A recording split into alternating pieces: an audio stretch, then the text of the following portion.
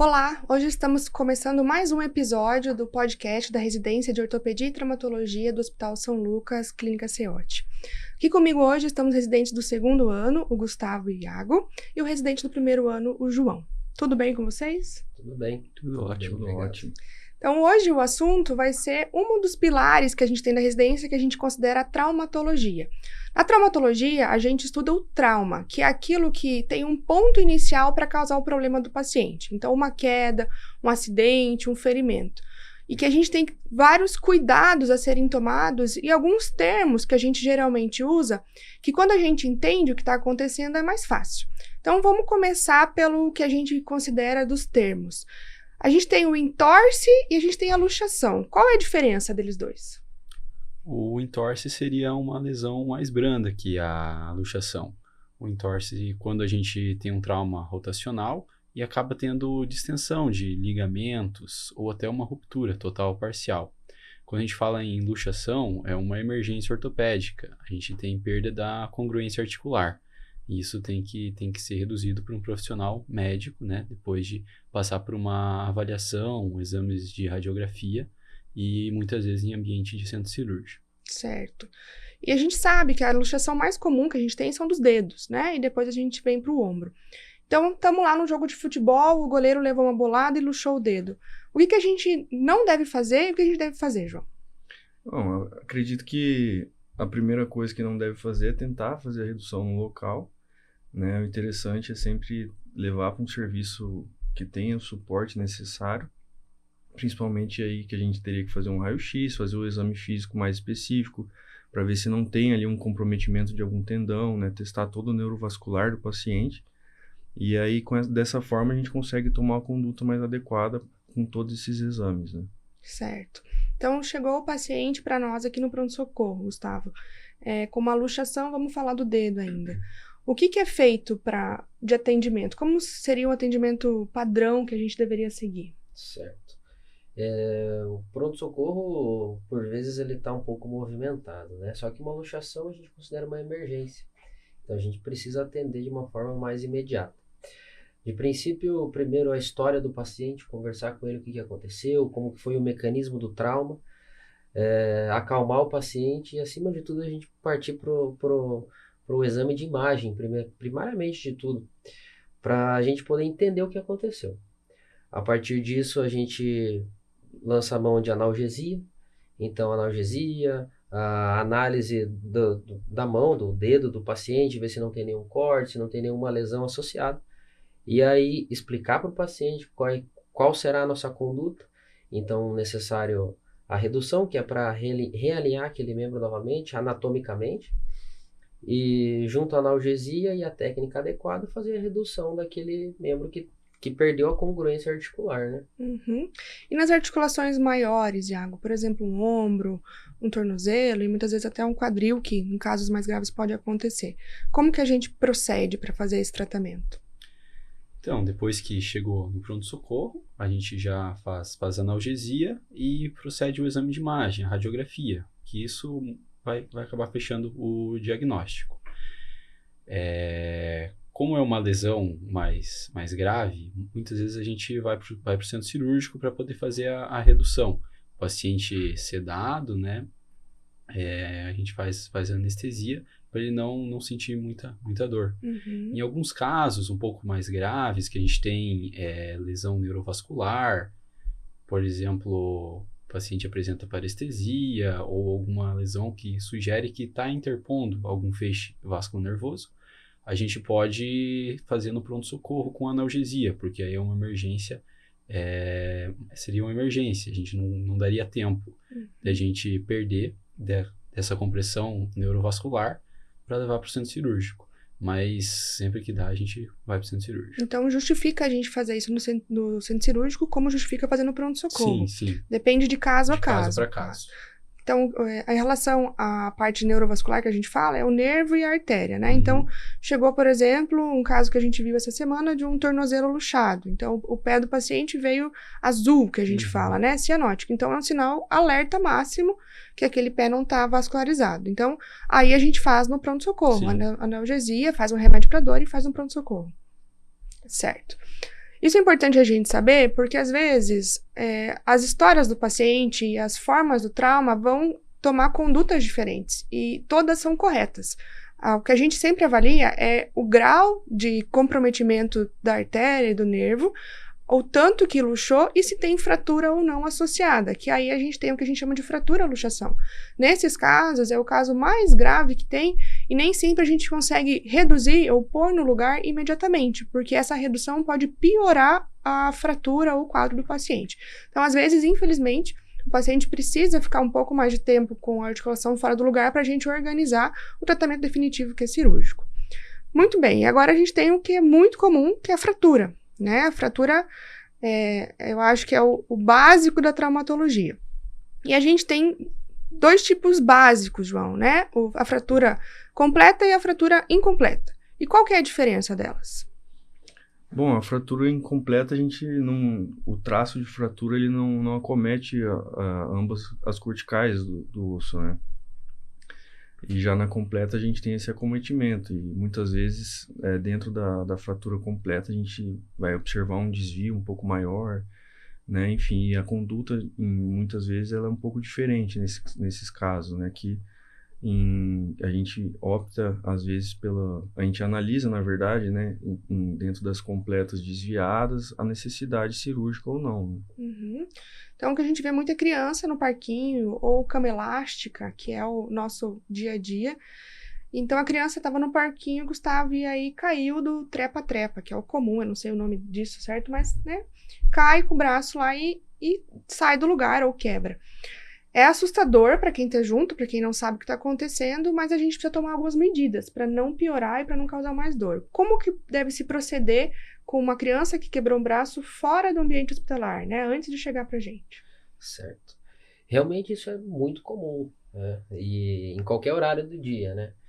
E primeiro de tudo, quando perceber um quadro dessa magnitude numa criança, primeiro é acalmar a criança e tentar, de certa forma, estabilizar aquele membro acometido. Estabilizar não é puxar, não é tentar colocar no lugar, mas de alguma forma, não estando no hospital, às vezes colocando uma blusa, um lençol para manter o membro mais parado, mais estável, que a gente fala, segurar a criança, acalmar para ela não começar a mexer, tentar movimentar aquele membro, porque vai doer e pode piorar a fratura e aí sim começar a causar alguns outros comprometimentos, né? Uhum. Por exemplo, se tiver algum pedaço de papelão, a gente consegue estabilizar com papelão, amarrando ali.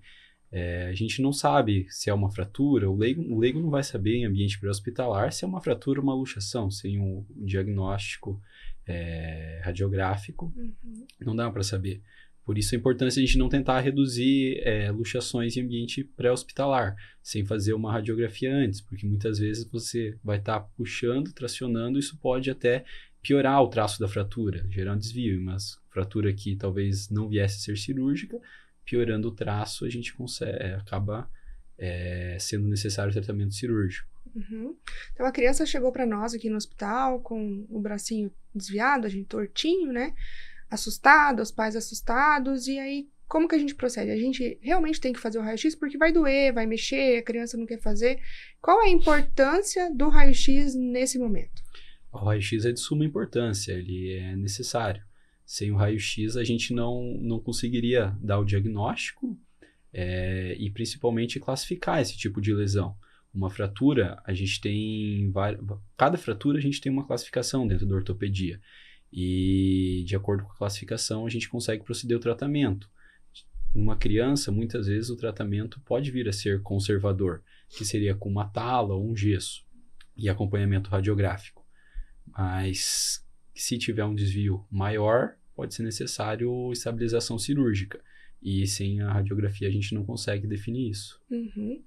E algumas dúvidas que os pais sempre têm, João, a radiografia só é suficiente? A gente tem que fazer uma tomografia? Quando que faz uma tomografia? Não só na criança, mas no adulto também. Quando que realmente precisa da tomografia ou o raio-x já vai nos dizer o que a gente precisa saber?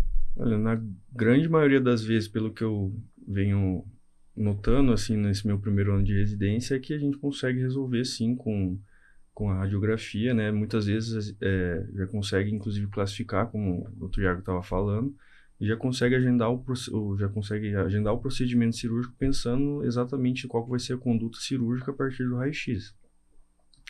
Muitas vezes a gente tem suspeita de alguma lesão, principalmente em crianças ali, em fisáreas, né, enfim, mas que geralmente não aparecem ali no raio-x, mas na grande maioria das vezes são tratamentos conservadores, né, então assim, é bem pontual, acredito, a solicitação de tomografia nesses casos, né? Sim, então é para ficar tranquilo, né? A Que o tomografia a raio-x gente usa ela bastante para entender por completo a fratura. Às vezes algum traço articular, uma comunição que significa uma fratura com vários pedaços.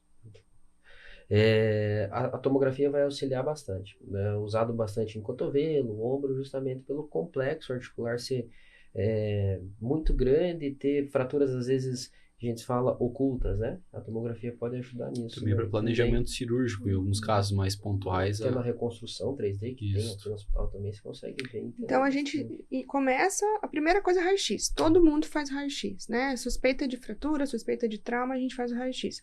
E a tomografia, então, ela vai ser indicada, né? Quando necessário. Não é uma necessidade para todos. Na verdade, é um exame mais exclusivo para alguns tipos de fraturas articulares. Então, o tratamento, o diagnóstico, ele é feito pelo raio-x. Isso a gente tem uma tranquilidade, como o João falou, de que a maioria é feito por raio-x. E aí, na fratura em si, a gente tem 2 tratamentos, que o Iago começou a comentar, que é o conservador e o cirúrgico, né? A gente tem critérios de saber quando fazer, como que a gente faz, Iago? É por ângulo, é por desvio, como que o pai pode ficar tranquilo, ou mesmo a gente se quebrou o braço para saber que não vai ficar torto no futuro, de saber que o gesso ou a tala, se você puder explicar a diferença entre eles, e como que a gente indica um ou outro, o tratamento cirúrgico e conservador? Então, primeiramente, o tratamento conservador, né, seria baseado em fazer imobilização com gesso circular, é aquele clássico que as pessoas escrevem, Do né, desenho, né? Desenha, e a tala vai um pedaço de gesso na parte inferior, né, e a gente fecha com atadura. Muitas vezes o tratamento conservador pode ser inicialmente com uma tala, por causa que na fase inicial pode ter um pouco de edema, que é o inchaço, e no gesso circular, às vezes pode ficar preso esse inchaço e acontecer uma coisa que a gente chama de síndrome compartimental. Em relação à indicação do tratamento conservador ou cirúrgico, cada fratura é individualizada. Dentro da ortopedia, foram feitos vários estudos e foi visto quais seriam o que a gente chama de desvio aceitável. Tem algumas angulações que a gente aceita e outras que não. Cada osso, cada fratura é classificada e tem sua própria classificação individual, porque foi visto que a partir daquela angulação de desvio ficava bem com tratamento conservador, sem ter necessidade cirúrgica. A partir de uma angulação maior, seria necessário tratamento cirúrgico, principalmente nos casos em que a gente acaba indicando tratamento conservador, para esses casos, na radiografia seriada a gente vai acompanhando conforme vai seguindo, e a gente observa que com o tempo vai havendo remodelação. Então o osso volta a ter um formato, e isso também tem a ver com capacidade funcional depois, se vai ter encurtamento, se a articulação vai ficar uma fratura articular, a gente não aceita mais que 2 milímetros de desvio, por exemplo, porque isso vai fazer com que ele tenha dor, tenha um degrau articular, e isso vai gerar alteração na qualidade de vida dele. Agora, uma fratura numa diáfise de um osso longo, a gente aceita um pouco mais de desvio, porque isso vai acabar remodelando e aquela tortuosidade com o tempo tende a voltar. Então, a gente tem geralmente a criança que a gente faz conservador, né, João? Então, a gente faz o raio-x semanal, 2 semanas, e pode acontecer de no acompanhamento sair da posição, ele tá numa posição e aí o inchaço sair, a tala mexer e sair da posição e precisar fazer uma cirurgia no acompanhamento? Sim, pode acontecer sim, muito vai a partir do que a criança está fazendo, se ela está realizando o tratamento corretamente. Muitas vezes a criança é um pouco maior e ela realmente está fazendo o tratamento correto, mantendo a imobilização, fazendo o repouso adequado, porém a musculatura dela já é um pouco mais desenvolvida e acaba por tracionar um fragmento ósseo e gerar um desvio, então é possível, sim. Pode acontecer. Pode isso acontecer. Ótimo. É E aí, bom, desculpa, é bom já deixar os pais orientados que isso pode vir a acontecer. A raio-x que a gente faz de controle uma semana depois pode vir com algum desvio mais importante e aquela fratura vir a ser cirúrgico. No primeiro momento, a gente até avisa os pais que a Sim. gente quer o retorno em uma semana, justamente para a gente observar se está mantendo o posicionamento dos fragmentos ou a redução. E aí, nesse momento que a gente consegue orientar e explicar para eles que agora não é cirúrgico, mas não quer dizer que nunca vai ser durante esse teu tratamento. E o que é importante é o cuidado. Exatamente. Então, principalmente os cuidados que a gente sempre fala. Não fazer força com o membro que está com o gesso, porque o gesso ele pode quebrar. Principalmente gessos que vão até embaixo do braço, que a gente fala axilopalmar, né? Que pega a articulação do cotovelo. Não molhar, porque o gesso, se molhar, ele começa a amolecer. Ele vai soltar. Fora que pode dar fungo embaixo do gesso, né? Então tem que ter alguns cuidados aí que tem que ser respeitados, né? Certo. E nos casos cirúrgicos, a dúvida que eu geralmente escuto é: vai a platina, vai a placa, vai fio por fora da pele, fixador? Como que é, assim, a escolha disso? Como que o cirurgião ou ortopedista, ou vocês mesmos já nessa formação, já entendem o que é indicado para cada caso?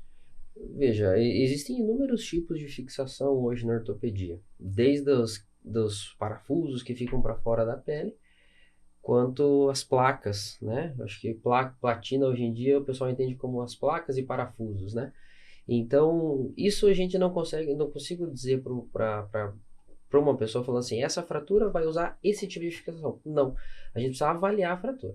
Fraturas com fragmentação importante, com um desvio importante, por exemplo, um fio de Kirchner, que é aquele fio que algumas pessoas devem ter visto já que coloca pela pele, que você não faz um corte propriamente dito, por vezes não vai segurar a rotação daquele fragmento e ele pode desviar. Nesse caso, a gente colocaria uma placa e parafuso no punho, que a gente costuma falar fratura de rádio distal, né? O final bem próximo do punho. E outras, um trauma muito grande, um acidente de moto, por exemplo, que tem grande comunicação, lesou partes moles, que é a parte muscular, pele, a gente já vai usar o fixador externo, um exemplo, que é aquela gaiola que o pessoal fala às vezes, né? Ou aqueles lineares que ficam para fora do paciente, que isso é temporário, aquilo vai ser revertido depois com uma fixação interna. Então, cada caso a gente precisa individualizar o paciente, né? Estudar o caso do paciente para poder indicar a melhor forma de fixação. A gente não consegue dar uma conduta geral. Para isso, sempre vai ser isso. Então, sempre fica um pouco difícil, né? Então, tem que individualizar cada caso. Tá certo. E, Iago, uma dúvida. O paciente chegou, por exemplo, um idoso, caiu, a gente sabe que o idoso tende a fraturar mais o quadril, ele chegou aqui no hospital pra gente. É necessário imediatamente tirar o idoso do pronto-socorro e levar para o centro cirúrgico para fazer a cirurgia? Ou a gente tem um tempo para fazer um preparo? A gente precisa de alguma outra coisa para ter uma segurança maior dessa cirurgia? Como é que funciona?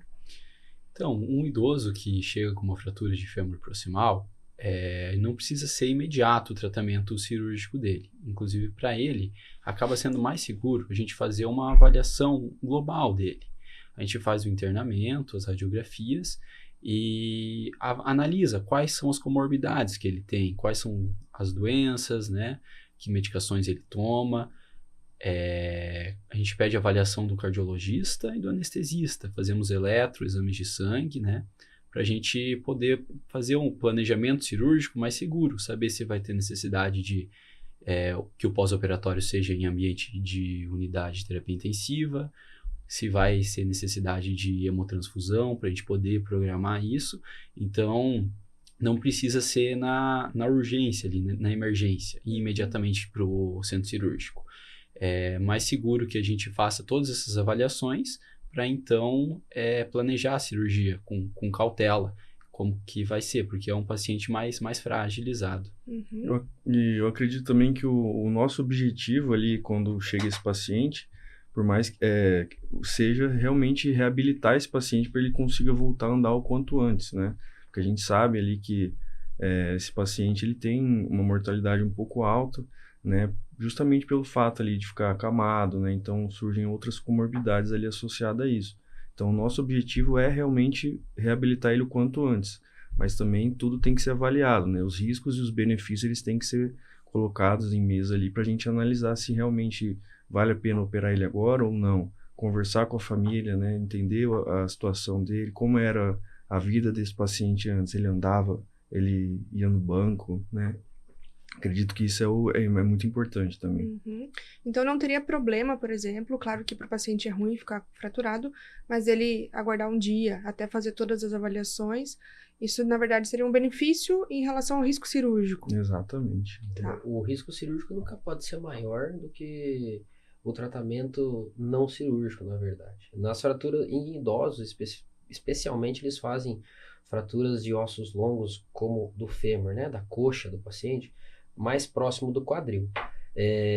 Mas lembrando que também existe tratamento conservador dessas fraturas. Ele é uma exceção, mas existe, né? Então, o paciente sem condições clínicas para um procedimento cirúrgico, um paciente às vezes que ele já não deambulava, talvez submeter a um procedimento cirúrgico que é uma cirurgia grande, agressiva, de certa forma. Às vezes o conservador, apesar de ter a fratura, a gente mantém estável e tenta consolidar da melhor forma possível, né? Então, você tem que lembrar que, também, mais uma vez, não é sempre cirúrgico, né? Uhum. É a grande maioria, mas não sempre. E fraturas em jovens, por exemplo, braço, perna, também não teria problema esperar fazer essas avaliações, porque também é necessário ter certeza de que tem segurança, né? Não é porque é jovem que talvez não tenha algum... Exatamente. Lembrando que a emergência é maior quando tiver algum comprometimento vascular, nervoso, e o ortopedista entende qual é o tempo que leva de consolidação óssea. Então, esperar uma semana não tem grandes problemas. Uhum. Então, assim, o que não pode já é 2, 3 semanas que começa a ter uma consolidação, vai gerar um tecido cicatricial intrafraturário ali maior, e aí sim começa a ficar mais difícil. Mas o ortopedista vai ter essa capacidade de indicar 24 a 48 horas até uma semana e meia para poder fazer a fixação Então, a gente cirúrgica. tem um tempo ali de 0 a 10 dias, digamos, de segurança para fazer. Até porque, às vezes, em alguns casos precisam de estudos, né? Precisa estudos, conversa com um colega, faz alguns exames mais avançados, como até às vezes a tomografia, como foi citado anteriormente, para poder fazer o melhor tratamento para o paciente. Né? E isso não vai causar um dano para o paciente, digamos. Não, de Se forma não tiver uma alguma. lesão vascular, isso Exatamente. não tem nenhum problema. Não vai ter nenhum déficit para o paciente depois, né? Alguma limitação dele. O paciente pouco jovem provável. pode acabar descobrindo, às vezes, que tem uma doença, uma coagulopatia, né, nessa fratura ali. Foi feito os exames pré-operatórios, veio provas, tempo de coagulação mais alargado, né? E essas fraturas a gente tem... É que é muito grande a ortopedia, né? Então a gente tem que ver... Algumas pessoas fazem uma fratura que a gente fala, bom, não foi uma energia tão grande, fraturou, um exemplo espontâneo, mas por quê? Às vezes, o procedimento cirúrgico também vai ser uma agressão tão grande por uma fratura patológica. Então tem alguns cuidados que devem ser tomados, né? Por isso começa com o raio-x. Às vezes não é só a fratura que tem outras coisas associadas. Tem que ser o paciente visto como um todo. Exatamente, né? E individualizado, né? Com certeza. E uma coisa muito comum que a gente tem são cortes, né? Na mão, no braço, na perna. E o que a gente sempre, eu vejo bastante, é corte com faca na mão. Vai cortar uma carne, vai abrir uma lata e vem o corte. Quando que a gente tem que vir para o pronto-socorro, se um corte, quando é mais profundo, se tem alguma coisa, e no cuidados em casa, antes de chegar no pronto-socorro. Lava essa mão, põe um pano limpo, põe nada, que o paciente tem que fazer quando se machuca? Então, quando você tem um corte, é importante que passe por uma avaliação médica, principalmente se o corte for mais profundo. Em ambiente pré-hospitalar, é bem importante a gente fazer a compressão, né, com um pano limpo, alguma coisa limpa que você tiver. Lavar pode ser indicado, principalmente se tiver grandes sujidades. Mas se for um corte, por exemplo, com uma faca, se for alguma fratura que você teve um trauma e que tem algum desvio, e que tem alguma coisa, um corte que consegue ver osso, muitas vezes é uma fratura exposta. Nesse caso, você faria compressão e vai para o pronto-socorro. Lá a gente vai ter um protocolo completamente diferente em caso de fratura exposta. Certo. E nos cortes, antes da gente saber se é exposta ou não, claro que vai ser feito o raio-x, a gente vê se tem uma lesão óssea ou não, é importante a lesão exposta. O que a gente faz, assim, de básico no pronto-socorro? Já faz antibiótico? Tem que verificar alguma vacina? Tem que cuidar alguma outra coisa? Bom, geralmente a gente avalia, sim, a questão da vacina antitetânica, né? Principalmente como foi feito o corte, se foi em ambiente sujo ou não, né? Isso tudo influencia na nossa decisão, inclusive, de realizar antibiótico terapia, né? Profilática. E uma coisa importante também tem que avaliar se tem comprometimento de tendões, né? Avaliar a questão de mobilidade do dedo, porque muitas vezes o paciente ele chega com um corte simples e até não tão profundo, fala, só uma suturinha vai resolver. E realmente lá tem um acometimento ali de algum tendão, né? E isso pode limitar ali a qualidade de vida do paciente no futuro, né? Então, é importante os cortes também, a gente depois volta a falar da fratura exposta, mas os cortes mais profundos serem avaliados pelo ortopedista, para buscar uma lesão de tendão, uma lesão mais profunda de parte de nervo, qual é a conduta que geralmente é tomada. Então, os cortes a gente precisa ver onde o corte foi. Um exemplo, sendo na palma da mão, nós temos alguns vasos mais importantes, né? Então, tem alguns testes que a gente precisa fazer. Ou um corte no dedo. Dependendo da altura de que foi esse corte, a gente precisa avaliar. Claro que o paciente com dor, logo no início desse trauma, ele não vai querer mexer o dedo, enfim, a gente pode fazer uma anestesia um pouco mais leve para que ele consiga sentir menos dor e assim a gente testar. Então, o paciente fez um corte profundo, nós precisamos testar a mobilidade desse dedo, a mobilidade dessa região, ver se tem flexão, extensão daquela falange, dependendo se o corte for na face palmar ou na face dorsal. A sensibilidade desse paciente, se ele está sentindo quando a gente encosta ou não, como que está a vascularização, a cor desse dedo, tá rosinha, vermelhinho, que a gente fala, né, que está perfundido ou já está com uma coloração diferente. Dentro disso, o tamanho desse corte, o tamanho do corte, vai nos dizer, tem uma classificação que a gente olha, o tamanho do corte, o antibiótico que vai ser indicado, se a antitetânica ou não. Então, é uma série de protocolos, fora a limpeza daquele corte que tem que ter. Então, são alguns cuidados importantes serem tomados que no pronto-socorro vai ter uma atenção maior, né? Uhum. Eu acredito que é importante o ortopedista avaliar, porque muitas vezes um corte que nem foi comentado, um corte simples no dedo, que não teve, a gente talvez possa pensar que não foi tão profundo, mas que acabou pegando algum tendão. E uma ruptura de tendão pode vir, cirúrgico, né? É necessário o reparo cirúrgico pelo ortopedista. E se, por exemplo, faz uma sutura e libera, pode ter essa lesão. Ele não consegue mais, por exemplo, fletir uma falange.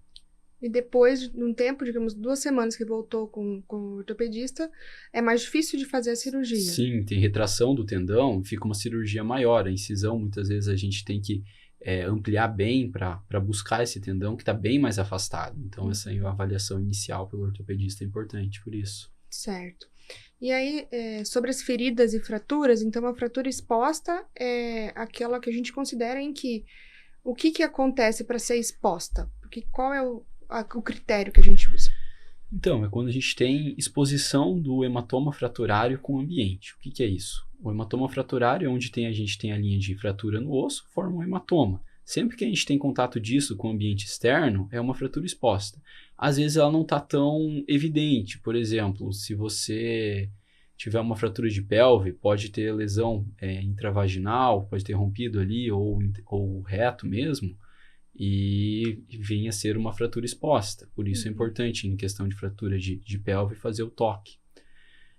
Lesão subunguial, por exemplo, numa falange, acaba sendo considerada como exposta. Uhum. Quando a gente fala de fratura exposta, é muito importante a gente já começar o antibiótico precoce e avaliar a vacinação antitetânica do paciente.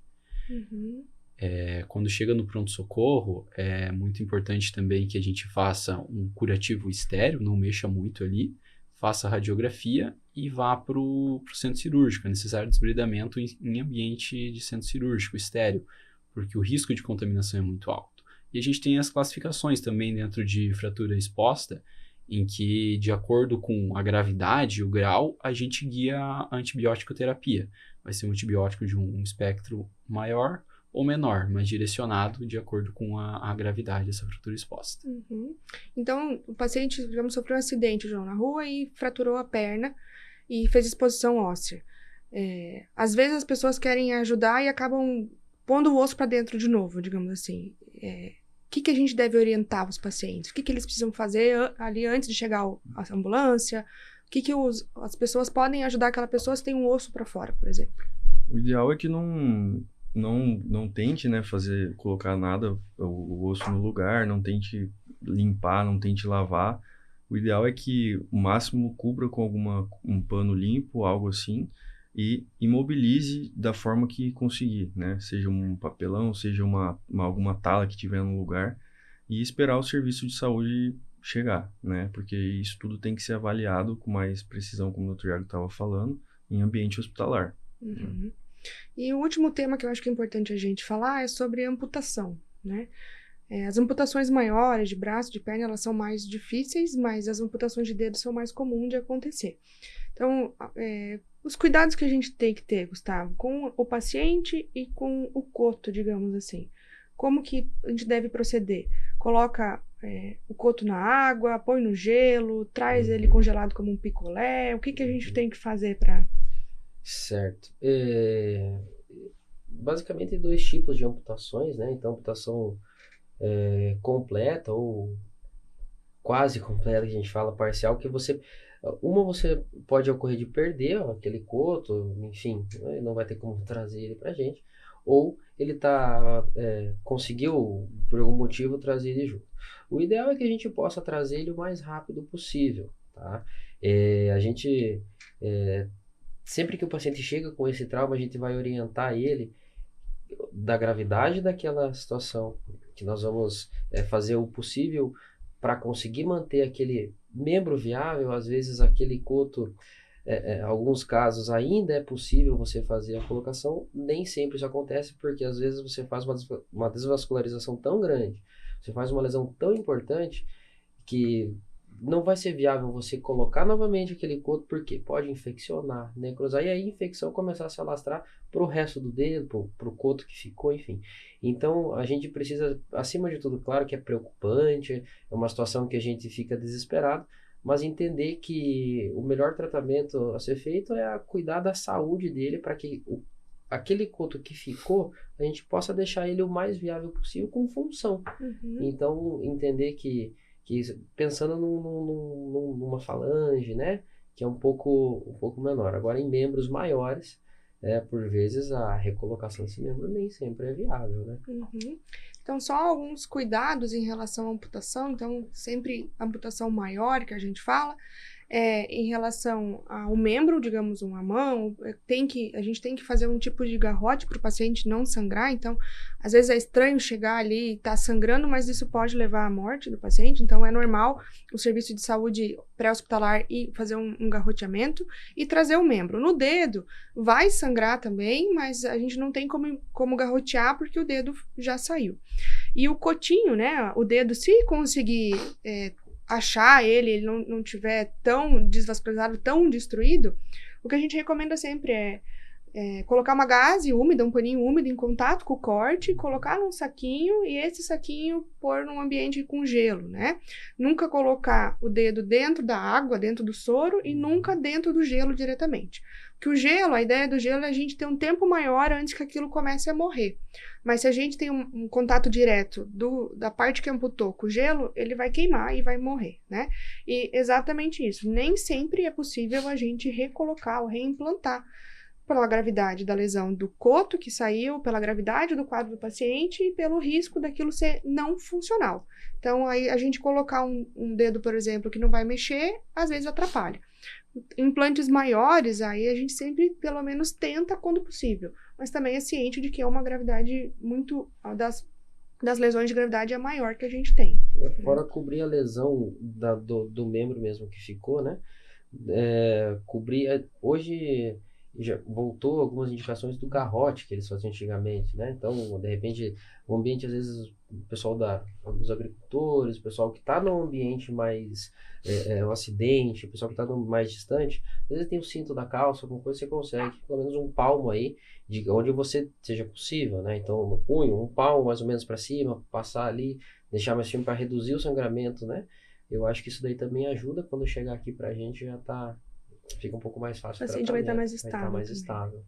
Então, tá certo. Eu queria agradecer a vocês todos por todas as informações, tirando as dúvidas. E o nosso podcast da Residência de Ortopedia e Traumatologia encerra por aqui. Muito obrigada.